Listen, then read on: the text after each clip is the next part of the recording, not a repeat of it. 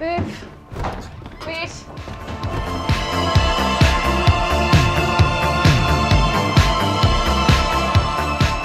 Je m'appelle Hélène Siffre. À la base, j'ai fait plutôt des études de sciences politiques et quelque chose que j'aimais vraiment, c'était j'aimais à la fois l'économie, le droit, ces disciplines un peu plus scientifiques d'une certaine manière, et aussi l'aspect très créatif de raconter des histoires et de travailler sur tous les aspects. Enfin, j'ai fait un peu de montage, j'ai essayé d'écrire des scénarios, j'ai fait un peu de réalisation et en fait j'aimais tous les aspects qui entrent dans la conception d'un film et c'est pour ça que je me suis dirigée vers la production où en fait on peut faire à la fois des plans de financement, à la fois négocier des contrats mais aussi être très présent avec le réalisateur ou la réalisatrice et la scénariste et voilà, ça c'était un peu l'aspect que je trouvais intéressant. Et donc j'ai fait, après avoir fait des stages en France, je me suis inscrite à la National Film and Television School à Londres, qui est un peu l'équivalent de la FEMIS en Angleterre. Et c'est un master de 2 ans. Et à la fin du master, on rencontre un peu tout le monde dans l'industrie anglaise. Et c'est comme ça que j'ai commencé à faire mes premiers réseaux, à trouver des talents, à commencer à développer mes propres projets. Et c'est comme ça que j'ai rencontré Georgia, il y a 5 ans maintenant, à travers des amis en commun qui nous ont dit de prendre un verre ensemble, enfin de prendre un café.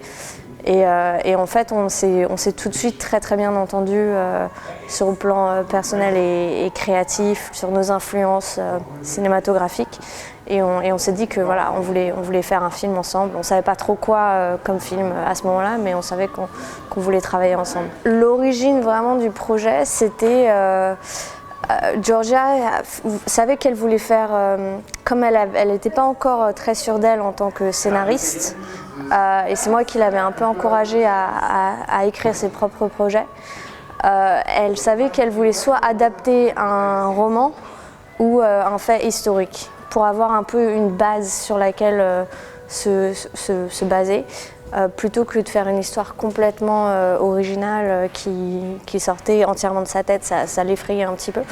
Donc elle a commencé à faire pas mal de recherches sur les sujets LGBT et c'est là qu'elle a trouvé un article qui parlait des femmes qui étaient descendues en rappel dans la Chambre des Lords en 88 pour lutter contre cette loi 28. Et elle n'avait jamais entendu parler de cette loi.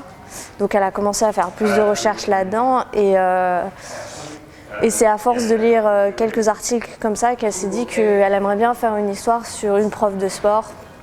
Enfin, à l'époque, c'était d'ailleurs, je crois, juste une prof qui était gay pendant cette période. Et voir un peu l'impact de cette loi et des débats autour de cette loi sur la vie de cette prof. Donc ça, c'était l'idée. Et après, ensemble, on a eu 2 semaines pour développer un traitement de 5 pages, pour le soumettre à un scheme, je ne sais pas comment on dit, un programme de soutien pour les jeunes talents, pour leur premier film. On avait 2 semaines parce qu'il y avait une date limite d'inscription et c'était 2 semaines plus tard. Donc on a travaillé ensemble sur cette histoire. Et c'est là vraiment le début du film que vous voyez là maintenant. Il est né à ce moment-là.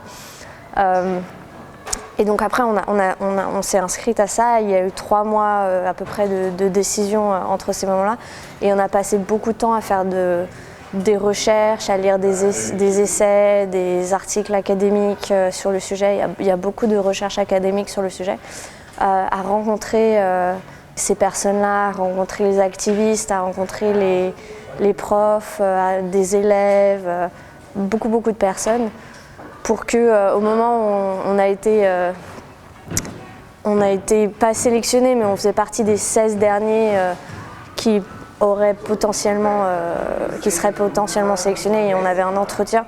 On avait fait énormément de recherches à ce moment-là et du coup on a pu parler de tout ça pendant notre entretien et finalement on a réussi à obtenir à être sélectionné. Donc ça c'était une grosse partie de mon travail, c'était d'épauler Georgia dans toute cette recherche et dans le développement vraiment de l'histoire, des différents éléments. À l'origine, il n'y avait pas de copine, c'est arrivé un peu plus tard. En parlant justement à des profs qui disaient que l'impact émotionnel de cette loi, c'était sur leurs relations personnelles, leurs relations intimes. Et donc c'est comme ça qu'est venue l'histoire qu'elle avait une copine et tout ça.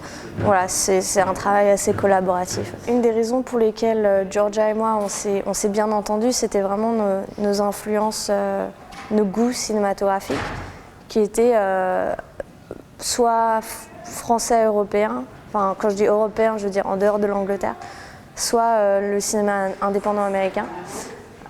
Et on avait des références comme Divine qui avait eu la caméra d'or à l'époque où on s'est rencontrés, ou 120 battements par minute, enfin ce genre de films, qui ont une qualité, qui sont des films sociaux, politiques, mais et réalistes, mais qui ont une certaine poésie aussi, qui élèvent un peu le film au niveau esthétique. Et c'est pour ça qu'au moment de choisir nos chefs de poste, notamment le chef opérateur, on s'est toujours dirigé vers quelqu'un qui était soit américain, soit européen.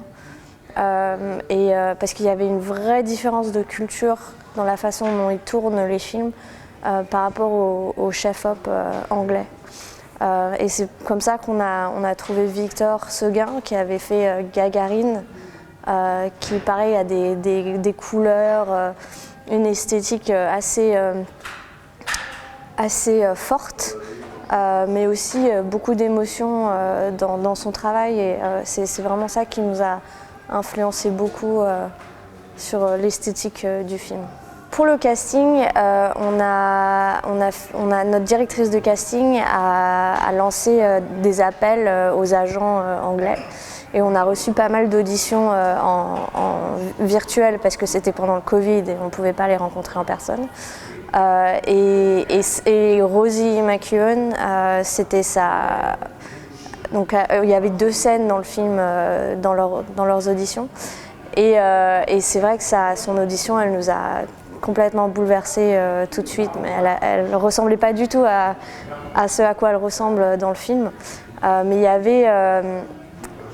elle avait une façon d'avoir un visage en mode poker face, un visage où de fer, où il se passe rien, mais derrière ça, avoir une énorme fragilité et où on sentait qu'il y avait énormément de conflits. Et elle faisait passer ça avec de très petites variations de mouvements dans son visage. Et c'était bouleversant et c'était exactement ce qu'on recherchait. Donc ça a été immédiat de savoir que c'était la bonne personne. Ensuite, Georgia a fait un appel avec elle qui s'est très bien passé, où on sentait qu'il y avait beaucoup de respect de sa part aussi pour le personnage et une envie de le faire de façon la plus authentique possible et de s'investir vraiment dans ce rôle et dans ce film. Et elle a eu 1 an, on l'a castée 1 an avant le tournage, donc il y a eu beaucoup de temps où elle a pu faire des recherches, travailler sur son accent notamment parce qu'elle vient pas de Newcastle et c'est pas facile l'accent de Newcastle. Donc ouais, ça a été immédiat, mais en même temps beaucoup de temps de recherche pour elle et d'immersion dans le personnage. Nous, en tant que femmes lesbiennes toutes les deux, en tant que public, on souffrait un peu de ce manque de représentation. Mais en même temps, on peut comprendre que l'événement principal aux yeux du grand public des années 80, c'était le sida. Et dans les faits, le sida a touché beaucoup plus les hommes que les femmes. Et après, d'une manière générale, quand il y a un mouvement où on va parler plus on va mettre en avant les minorités, c'est ok, les minorités, mais ça va être les hommes quand même d'abord, et ensuite les femmes. Donc voilà, donc ça c'est pas si surprenant que ça, mais c'est vrai que c'est quelque chose où on s'est dit, mais c'est pas possible. Et les quelques films qui sont faits du point de vue des femmes sont souvent faits par des hommes. Donc ça nous a posé un vrai problème, parce que, enfin, sans cracher sur certains films, mais moi j'ai vu des films où je me suis pas du tout reconnue dans ces films, parce que je trouvais que c'était pas du tout une bonne représentation de ce que c'est. Voilà. Et c'est souvent des films qui parlent du coming out, de personnages qui évoluent dans un monde hétérosexuel et qui se rendent compte que voilà, elles ont des sentiments pour des personnes du même sexe et qui essayent d'accepter ça. Et ce qui est un sujet, encore une fois, que toute personne gay fait face à un moment, mais c'est au-delà de ça, il y a toute une vie après à évoluer dans un milieu lesbien ou gay ou dans un milieu hétérosexuel où il faut continuer à dire aux gens non, je n'ai pas de mari, non, j'ai une femme, etc., etc. Et donc ça, c'est vraiment un aspect qu'on n'a jamais vu et qui était pour nous très important de parler de ça. Ce qui nous a frappé en faisant nos recherches sur le film, c'est que finalement il y a très peu d'enseignants qui ont perdu leur emploi à l'issue de cette loi. Et donc c'est pas qu'elles avaient peur enfin, il y avait bien sûr cette peur de perdre son emploi, mais dans les faits, c'était pas du tout, c'était pas une vraie menace. Et donc, en partant de ça, ce qui était intéressant, c'était de voir comment elles avaient internalisé l'homophobie quotidienne des petites agressions. Et nous, ce qui nous intéressait, c'était pas de montrer les briques ou les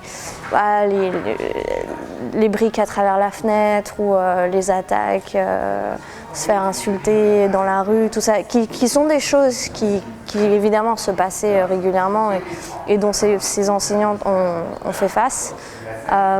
Mais ce qui nous intéressait, c'était de voir comment l'attitude globale de la société, même des gens qui soi-disant soutiennent ces personnes, finalement malgré ça, cette attitude globale de jugement, de peur, un peu de méfiance, finissait par rentrer dans leur tête et les convaincre elles-mêmes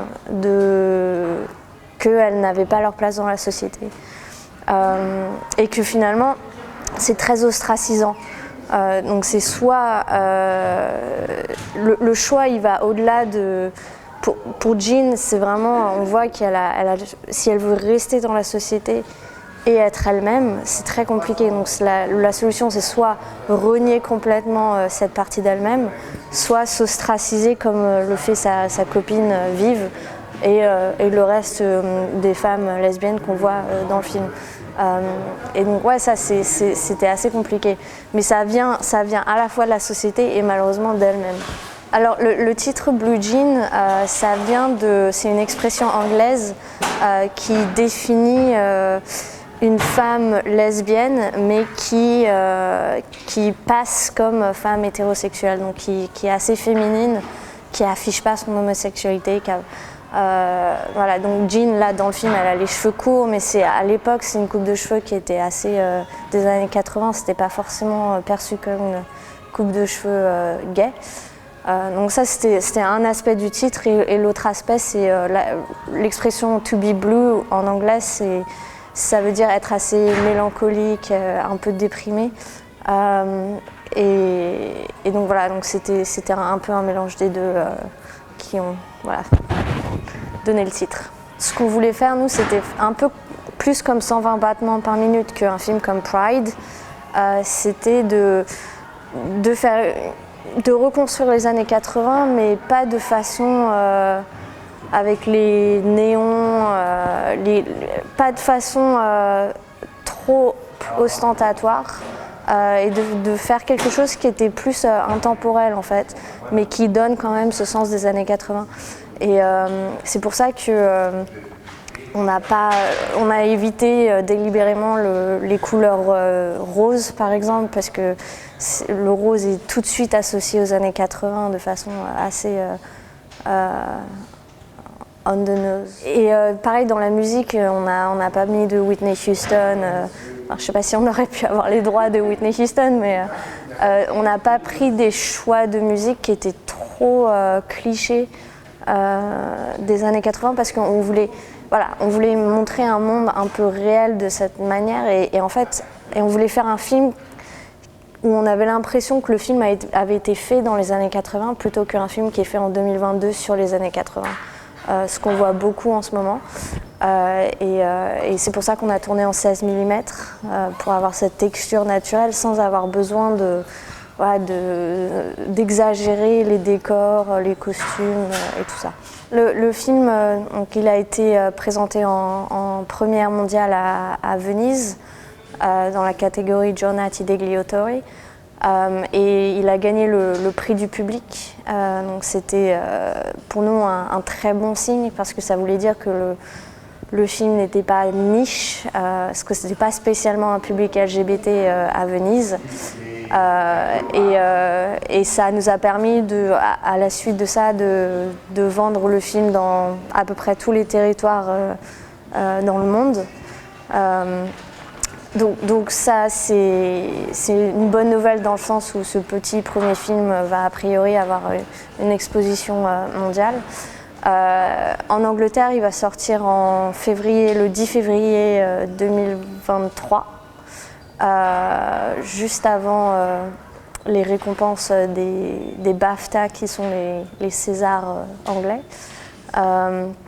Et on a fait déjà beaucoup de festivals en Angleterre et à travers le monde et à chaque fois il y a un très bon retour. On a gagné pas mal de prix du public, ce qui encore une fois est assez encourageant. Donc en France, nos distributeurs sont UFO et là on était au festival Chéri Chéri, là on est ici à Nantes.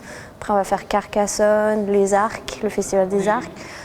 Et je pense que la sortie en salle devrait être au printemps 2023. Et après peut-être en télé et tout ça, mais pour l'instant l'objectif c'est vraiment de faire une sortie en salle grand public.